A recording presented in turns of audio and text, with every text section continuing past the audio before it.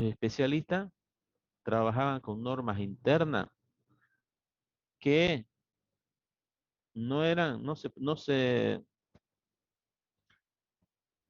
no la podían utilizar todos porque se basaban mucho en las estadísticas, ¿no?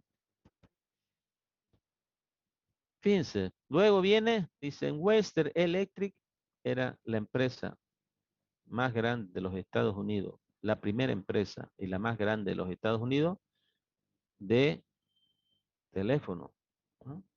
Es lo que se llama ahora AT&T, ¿ya?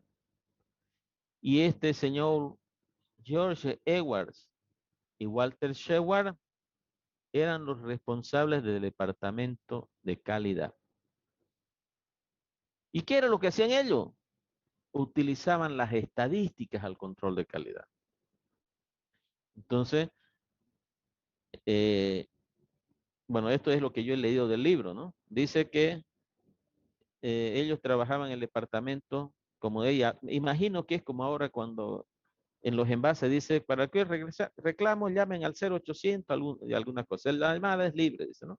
Entonces parece que ellos trabajaban en esa unidad de, de, de atención al cliente. Imagino que habían muchos reclamos. Entonces lo que hacían estos señores utilizaban la estadística para clasificar. No menciona cómo lo clasificaban, pero los distintos tipos de reclamos, desde los más insignificantes hasta lo más complicado y los más complejos. Entonces, ellos después lo llevaban al departamento de calidad para que comiencen a revisar y los departamentos de control, aquí lo que dice Taylor, ellos verificaban si era cierto y si era cierto, ellos trataban de resolver cómo es que se originaba ese problema y decían cómo es que tenía que elaborarse o cómo se debía realizar, cambiar el procedimiento. Pero esto, ¿por qué es importante este Edward y este Sheward? Porque fueron los primeros en introducir la estadística en el control de calidad. Luego, más adelante, viene ese señor Edward, que ya comienza a hablar de aseguramiento de la calidad. Recuerden aquí que este señor dice que la función más importante es el control y había un departamento de control del producto elaborado. Entonces estos controlaban y veían cuántos buenos y cuántos malos. Pero vuelvo y repito, si el producto estaba malo, se botaba. Entonces, vino este señor y dice, no, señores, nosotros tenemos que evitar de fabricar productos defectuosos. Entonces, tenemos que asegurar que el producto llegue al final bien. Y para ello, entonces, tenemos que controlar el proceso.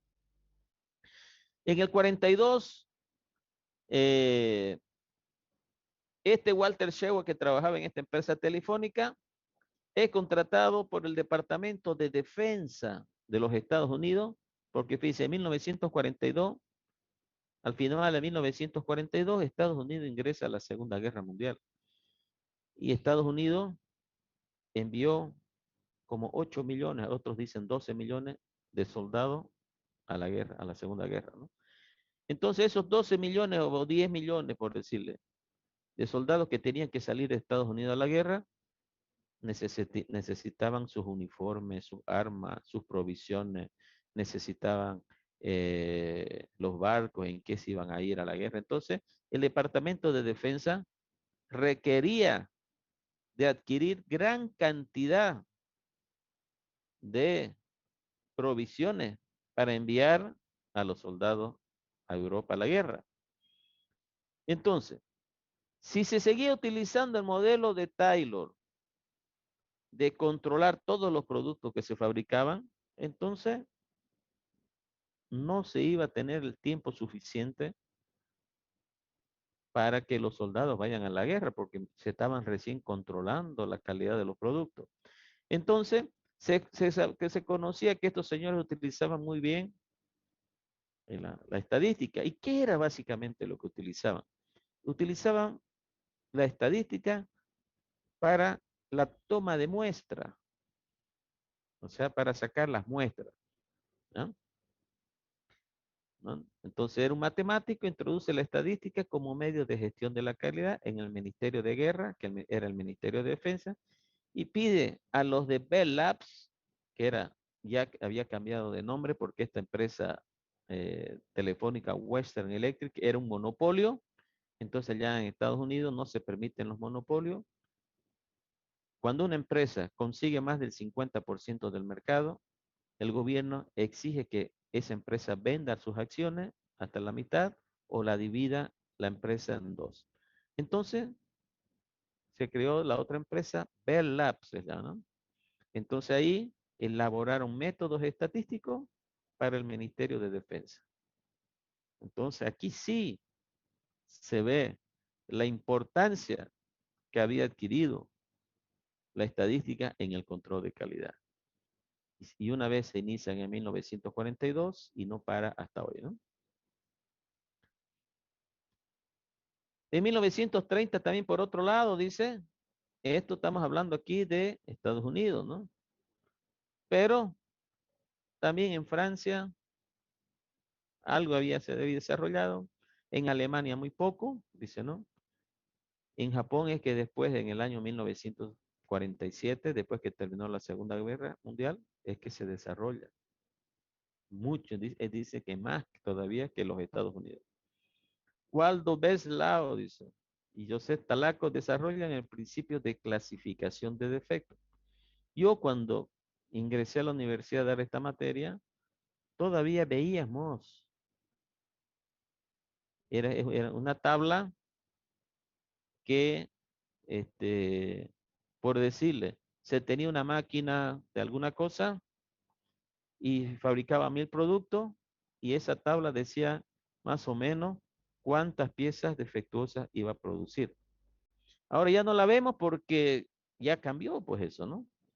Entonces las máquinas son de mejor calidad ahora, son más eficientes, entonces esas tablas dejaron de efectuarse. Apareció los genios de, de Estados Unidos.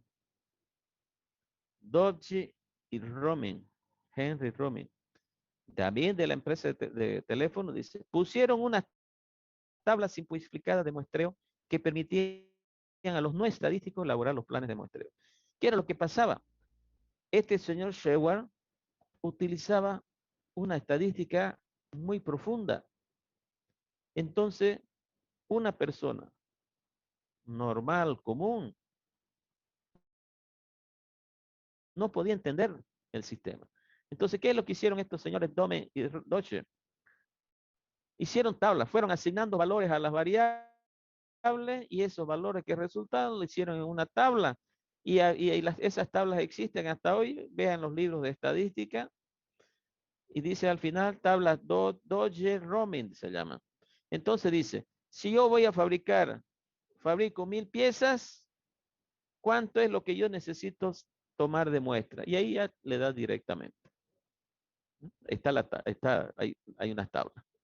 Yo prefiero utilizar una fórmula que cuando lleguemos a esa parte le voy a mostrar. Entonces, en el año 1947-48 terminó la Segunda Guerra Mundial. ¿Cómo terminó la Segunda Guerra Mundial? ¿Alguien sabe?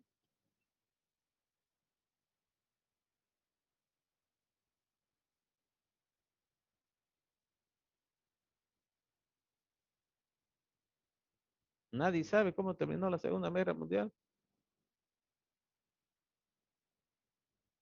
¿Ganaron los aliados?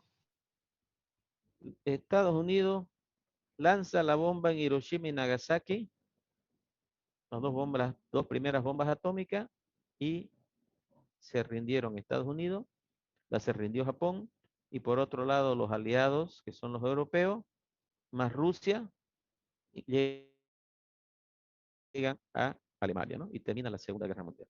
Entonces, cuando lanza las dos bombas atómicas en Hiroshima y Nagasaki, y uno dice, ¿por qué Hiroshima y Nagasaki? ¿Por qué no Tokio? Porque Hiroshima y Nagasaki eran los centros productivos, eran donde estaban las fábricas, las grandes fábricas del Japón. Entonces acabó con las industrias y Japón se rindió. Entonces, como quedó destruido todo el sistema productivo de Japón, entonces terminó la Segunda Guerra Mundial y los países europeos, los ganadores, lo que usted dice, los aliados, deciden mediante un plan de Marshall, ¿no? Marshall era el general de los Estados Unidos que llevó a cabo, que estuvo en la última etapa de la Segunda Guerra, y todos juntaron dinero y dijeron vamos a reconstruir todo lo que fue dañado por la guerra. Y Estados Unidos se encarga de reconstruir Japón. Entonces dice, vamos nuevamente a construir la fábrica, pero ya no como se habían construido antes, sino bajo las normas americanas. Entonces dice, en 1954 es invitado al Japón para completar la formación por Deming. Allí junto a este recibe la prestigiosa condecoración otorgada por el emperador Hirohito. Hirohito era el emperador del Japón y ese Deming era como decir el presidente de Inorca, por decirlo, en los Estados Unidos, ¿no? Entonces, Estados Unidos envía de su departamento de calidad a los mejores técnicos para que vayan y capaciten a los ingenieros de Japón en el tema de control de calidad para que todas las obras, puente, carretera, industria, se haga de acuerdo a las normas de calidad de los Estados Unidos. Porque ya a partir de la Segunda Guerra Mundial, Estados Unidos pasa a ser la primera potencia económica e industrial del mundo. Antes de la Segunda Guerra Mundial, la primera potencia mundial era Inglaterra. Por eso es que los alemanes, los nazistas, lo que hicieron fue invadir Inglaterra e invadir Francia, porque eran los dos países más poderosos de aquella época. Entonces termina la Segunda Guerra Mundial y Estados Unidos ya era la primera potencia económica y la más poderosa del mundo hasta hoy, ¿no?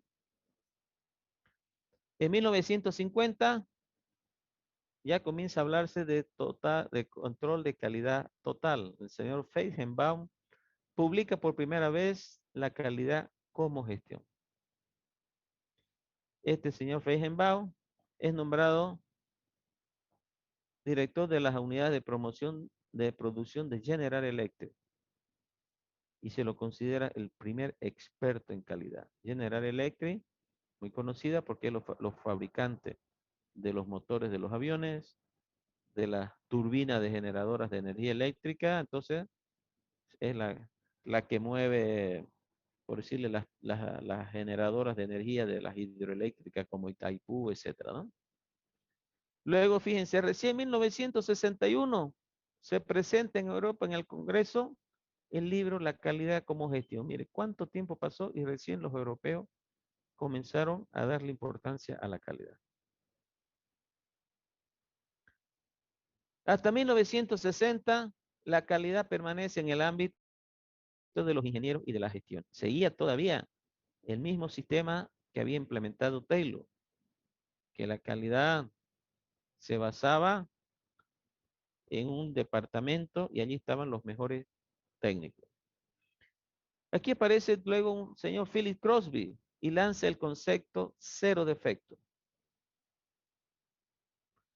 Y dice que los primeros fallos son exclusivamente errores humanos. Pero, ¿de dónde sale este concepto de cero defecto? En aquella época, fíjense, estamos hablando de 1961, se consideraba que un proceso estaba bien cuando aproximadamente el 91% de, de los productos que fabricaba la empresa eran de buena calidad. Entonces, eh,